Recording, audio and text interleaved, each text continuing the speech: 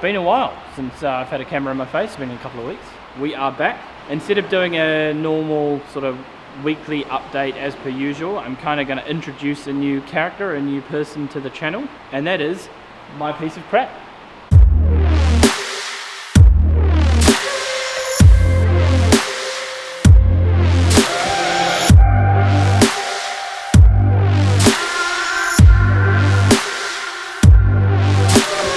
I'm kind of going to use this as a gun to the back of my head or something like that. I'm going to use it as an incentive to get my car done. We've finished Cascay's build.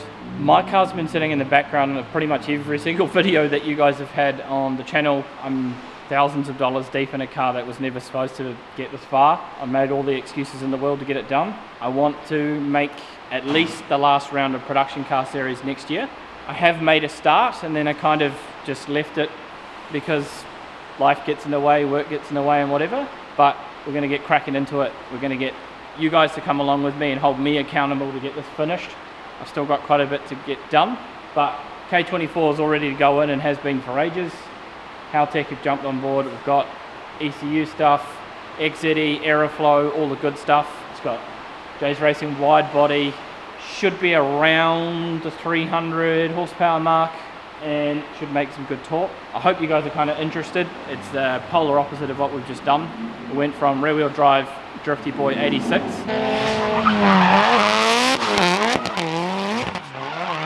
to a massively chubby wide body K24 Fit. Yeah. So show you around and we'll see what you think. I guess we'll start with the engine. This is a K24. I think this one was an A3. It's been a while since, so it was originally a CL9 engine. Bought the engine normally as I do, sight unseen. The original plan was to just K-swap this. This was originally my wife's car. It was supposed to be just a fun project. Engine got delivered, turned it over to do an oil pump conversion and found the engine was full of water and bits and pieces and rust and all the good stuff. And then, as all of us car guys know, it kind of spiraled out of control. So it's now high compression, 12:1 compression engine. It has balanced crankshafts, ARP top and bottom, ARP head studs and mains, ACL race bearings, BC camshafts, double valve springs. Yeah, and a standalone fuel management system. All the other juicy bits in there. It has a Skunk 2 Ultra Race big boy, like the one that you can put your fist into. Intake manifold because that's all I could get at the time, and then I kind of just rolled with it. 3-inch throttle body, car seps, alternator relocation. We have decided to, or I have decided to make everything on an AN, so even the heater lines will be AN, all the radiator hoses will be AN. It is running a, this will be a modified because we cut it to fit the car, but this is a Jay's Racing header that I had to cut, which brought a tear to my eye. It will be running a Jay's Racing modified header for this car. XZE, clutch and flywheel, baffled sump, swirl pot, as seen on Nathan Malmo's welding bench. He made me up one of those. It's got one of our cooling blocks. What else have we got? Just trying to think. All these things running through my mind. Has bought adapter brackets, which I've then since modified to drop the engine down. The engine has been test fitted into the car, so the engine's now lower than it would be normally, and I'm running Jay's Racing engine mounts as well. Can you think of anything else I missed, Troy, or am I just waffling on now? No, that's pretty much it. It just has all the stuff in it to make a good NA engine. Decided to keep it NA because for those of you who know me, I've always been into Hondas and I like that whole NA feel. I don't think turbocharging this little chassis would be actually that much fun to drive. It would just be death. It's probably going to be death at 300 plus horsepower in that anyway. So it should be nice, responsive, and the most important thing is reliable. Eventually the big dream would be to ship this over to Japan to go do some racing over there. So nice and reliable is always the key. I just want to get in it and drive it. That's pretty much all for the engine bits and pieces. It does have a little bit of head cording and some other bits and pieces like that, but yeah, it's just a standard club spec engine. Pistons, rods, ARP top and bottom, bearings and bolt-ons really is the go. Now we will talk about the body.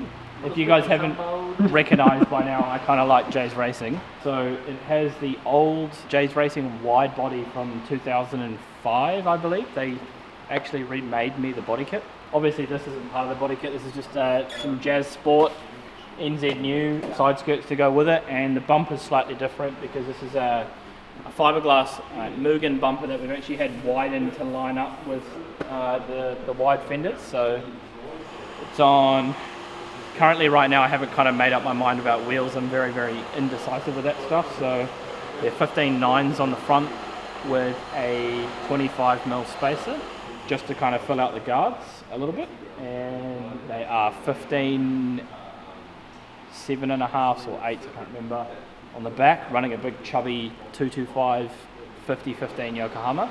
They're like that whole kind of old school Kanjo big meaty tyre. So that's kind of the look I'm going for.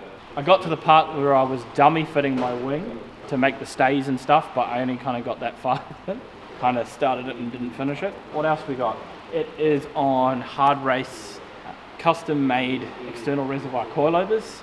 It has which are not on the car yet, but Cusco billet strut tops, every brace I could possibly buy for the car from Jay's Racing, half cage in it currently right now, but in New Zealand the rules have just changed, so now I'm going to have to redo it, pull the dash out, and I'm going to have to add in a front half of my cage because now we can't have any, like half cages don't count for passengers, so I want to be able to enjoy the car with my wife and my friends, so welcome to the club. The car, at the end of the day, today I'm building the car for me. I'm not building it for anyone else. I'm not trying to follow anybody's trends or anything like that. I'm just trying to do what I want to do. So I want to be able to enjoy the car, like I said, with my wife and my friends. So I'm going to have to add in the front part of the cage now. So does that mean with half cages you need an authority card? I needed a authority card anyway, but they won't let you take passengers unless you have a full cage now. Oh, okay. I haven't worked out a brake package yet. Pro Sport Auto, I've been telling him I'm going to send him a knuckle and a wheel for ages, so he is going to help me. He's ready. I've just been busy doing other stuff, so I haven't done that yet.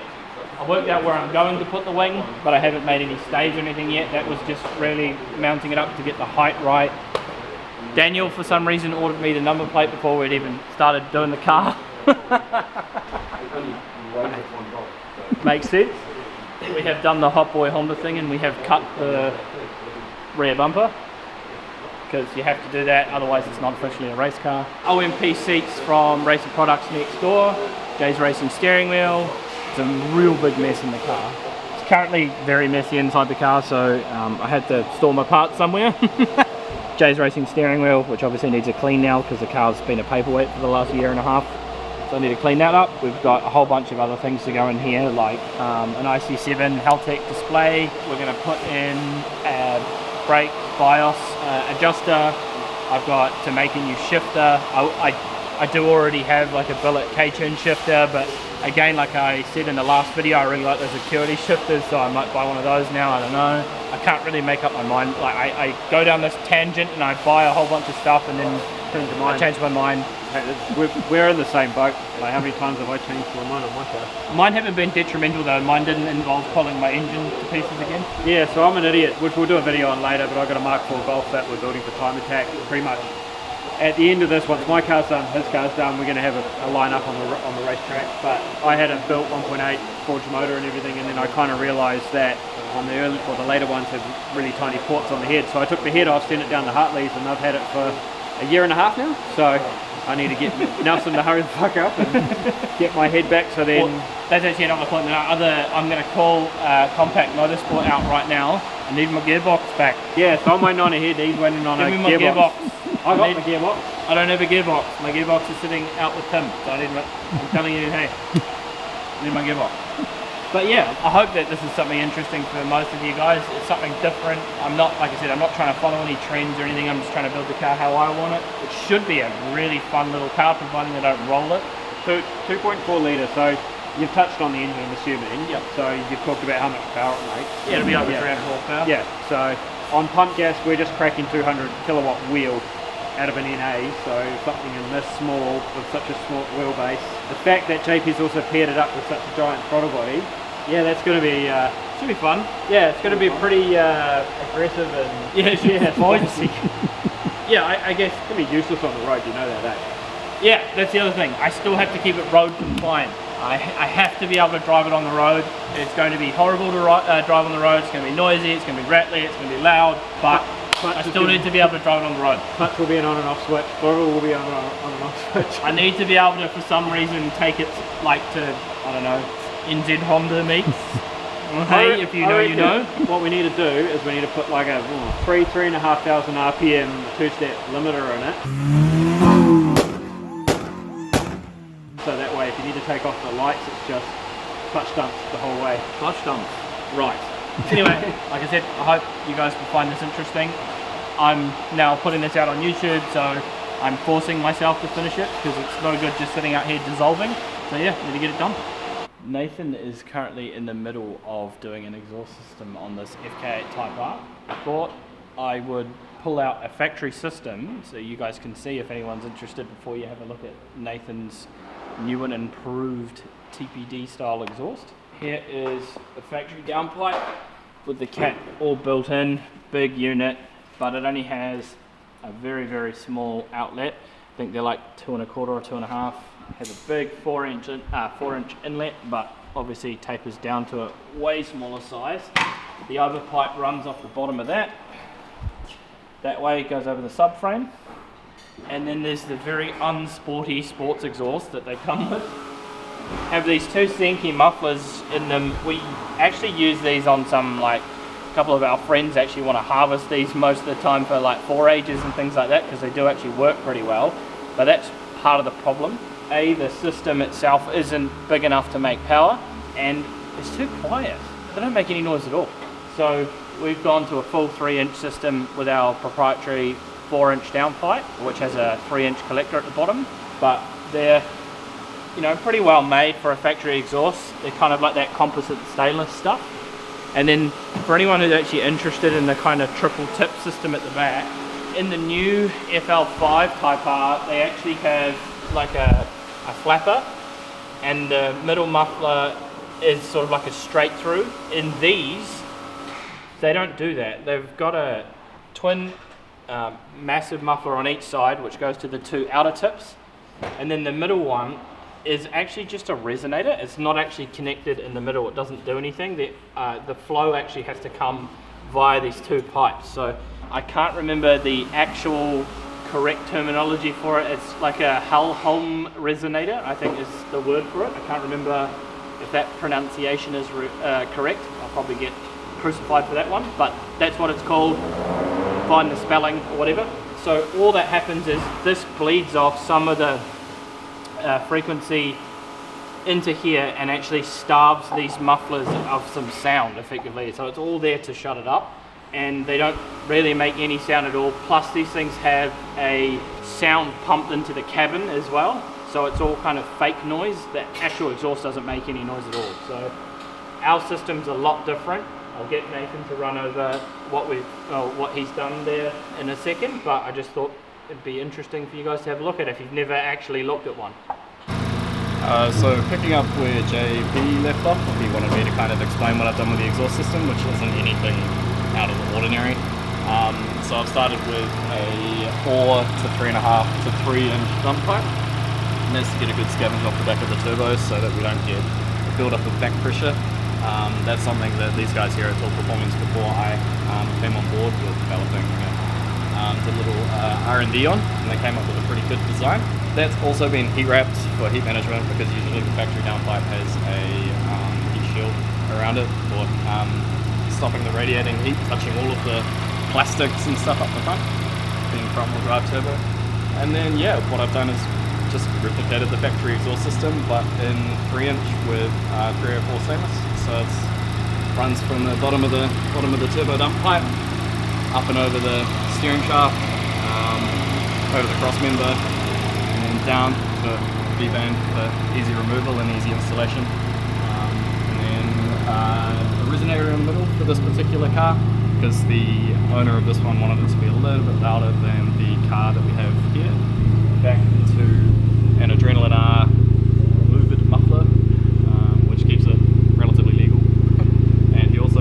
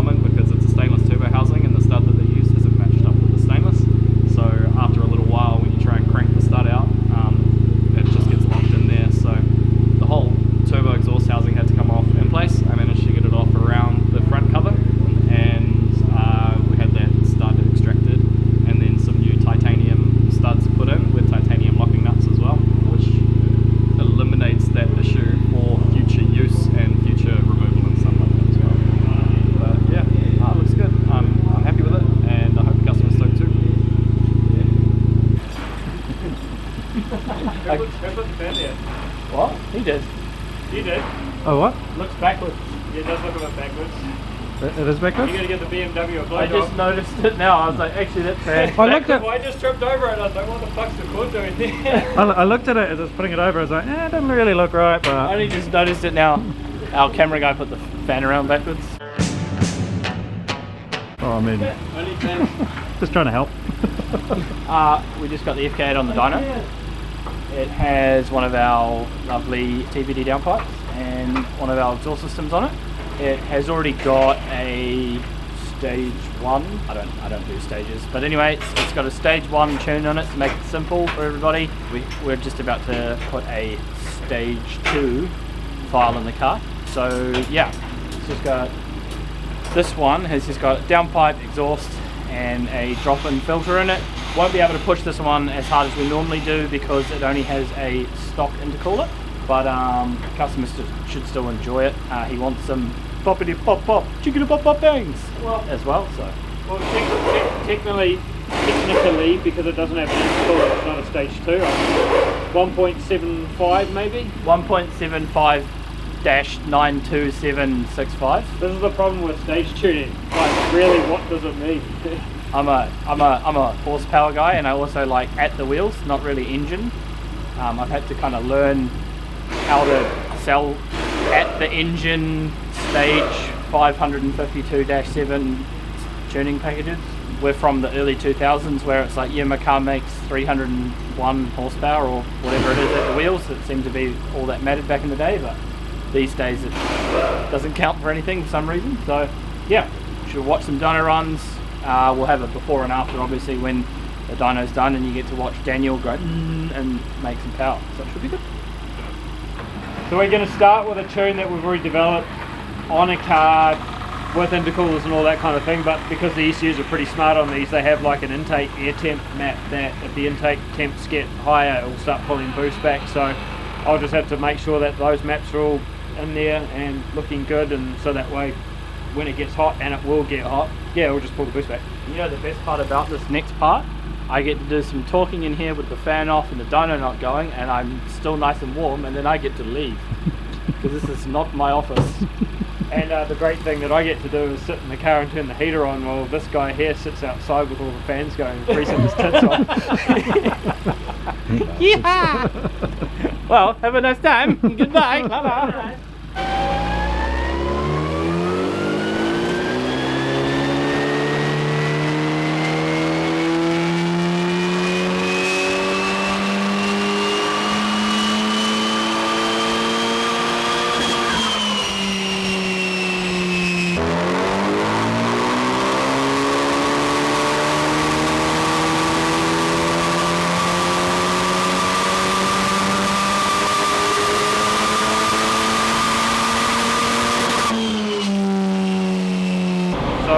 This car's pretty based.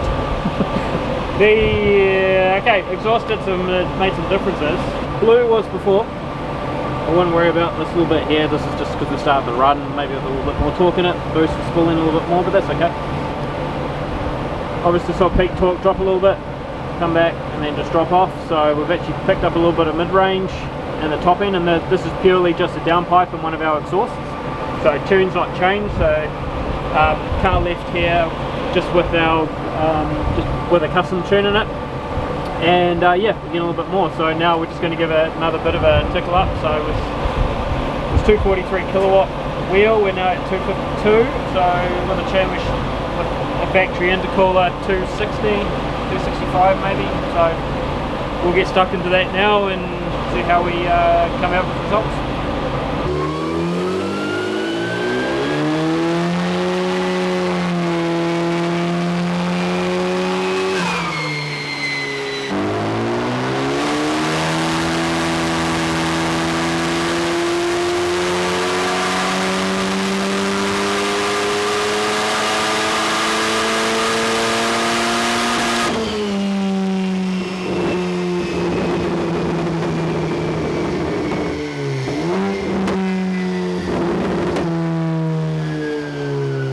Right, so tuning's just been done. Yeah, pretty good gains. I think we talked just before, so 243 wheel, we're talking wheel, is what we saw originally from I guess stage 1, whatever you want to call it, but just a custom tune on a factory car. Threw the exhaust on it, that got it up to 253 or 252.8, so pretty much almost, you know, bang on 10 kilowatts just by doing an exhaust and downpipe. No changes to the tune. We've just retuned it, bang on 270 wheel.